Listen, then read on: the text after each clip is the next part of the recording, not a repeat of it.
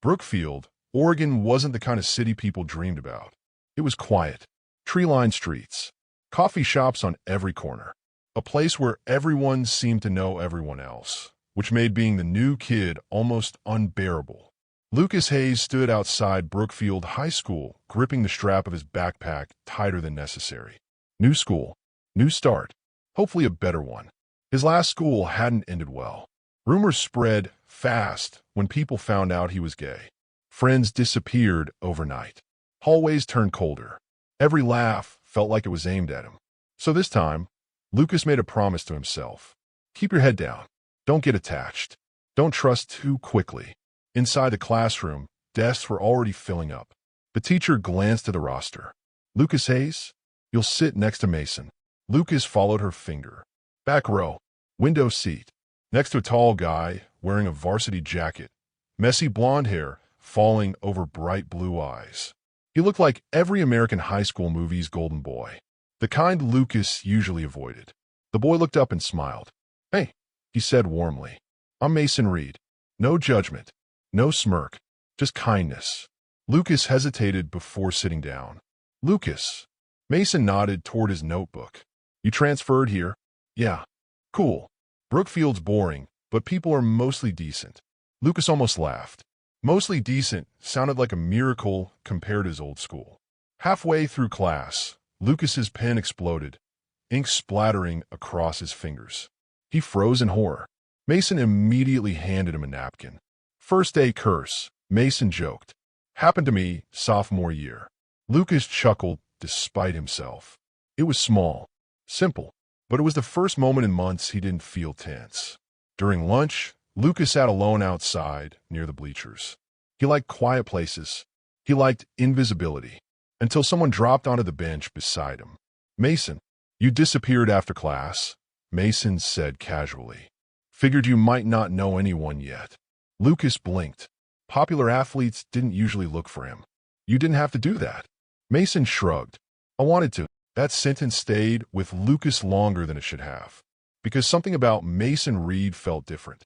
And Lucas had no idea that sitting beside him would slowly change everything about his life. Over the next few weeks, Lucas and Mason became inseparable without ever officially deciding to be friends. It just happened. They studied together, walked between classes, shared headphones during free periods. Mason learned Lucas play drums. Lucas learned Mason secretly loved indie music and old movies instead of just sports highlights like everyone assumed. One afternoon after PE, Mason jogged over.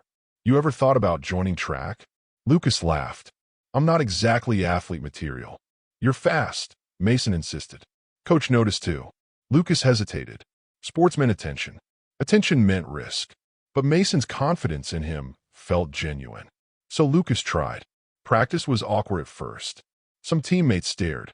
A few whispered. Lucas felt old anxiety creeping back. Then Mason jogged beside him. You're doing great, he said quietly. And suddenly, Lucas believed it.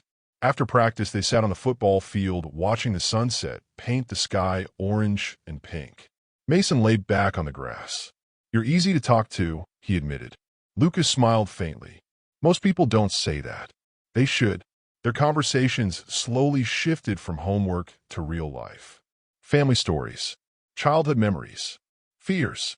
Lucas eventually mentioned how bad things got at his last school. Mason didn't interrupt, didn't pity him. He just listened. And for the first time in a long time, Lucas felt safe telling the truth. Texts started arriving late at night. Did you finish the math assignment? Did you eat dinner? Good luck tomorrow. Simple messages, but they mattered. Lucas began noticing things he tried not to notice. The way Mason looked for him in crowded hallways.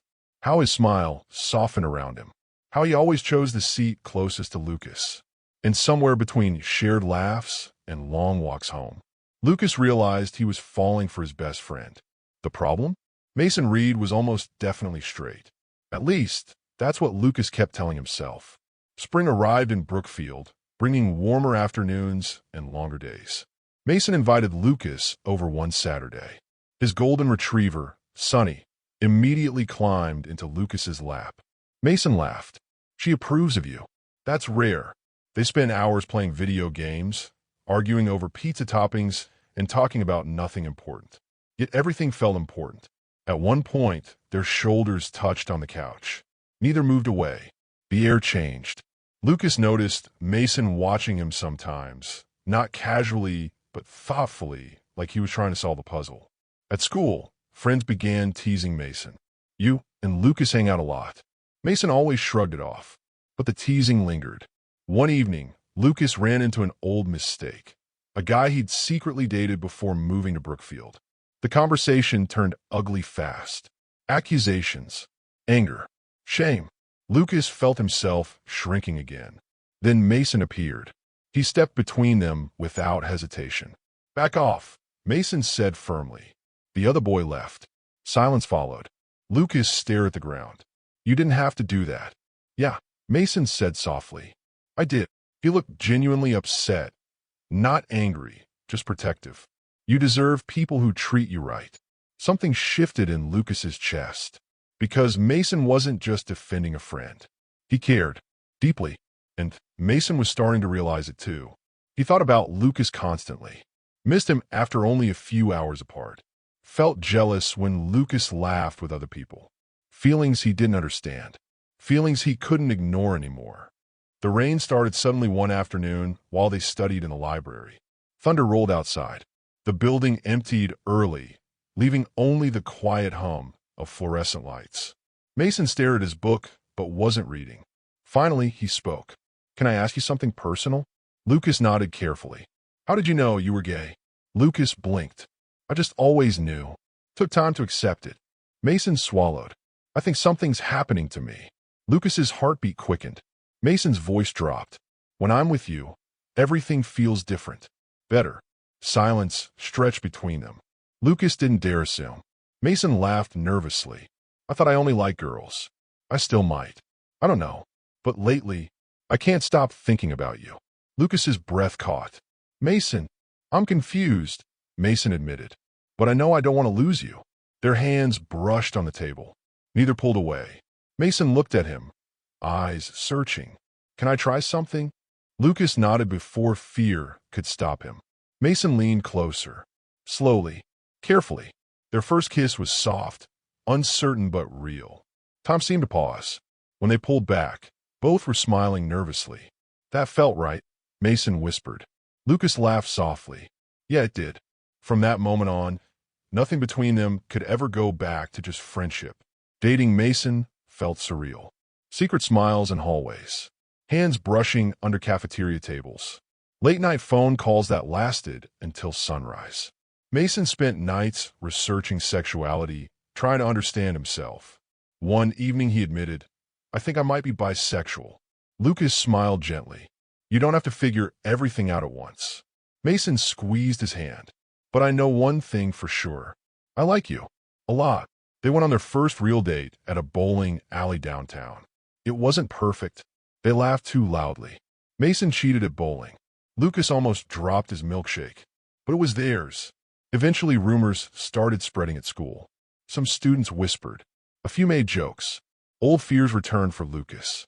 He worried Mason would pull away. Instead, Mason surprised everyone. When a teammate made a rude comment, Mason shut it down immediately. "Don't talk about him like that," he said firmly. Later, Lucas asked, "You don't have to fight everyone for me." Mason smiled. "I'm not fighting. I'm choosing you." Those words stayed with Lucas forever.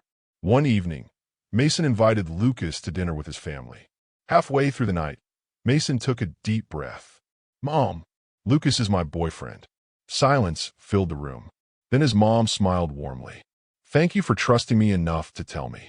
Relief flooded Mason's face. Outside afterward, under soft porch lights, Lucas laughed. "You just came out." Mason grinned. "Yes, I did." He pulled Lucas closer. "You make my life better. I want everyone to know that." Lucas rested his forehead against his. For the first time, love didn't feel scary. It felt safe. It felt chosen. And as they kissed beneath the quiet Oregon sky, both boys understood something simple but powerful. Sometimes the person who changes your world is just the stranger who sat beside you on the first day of school.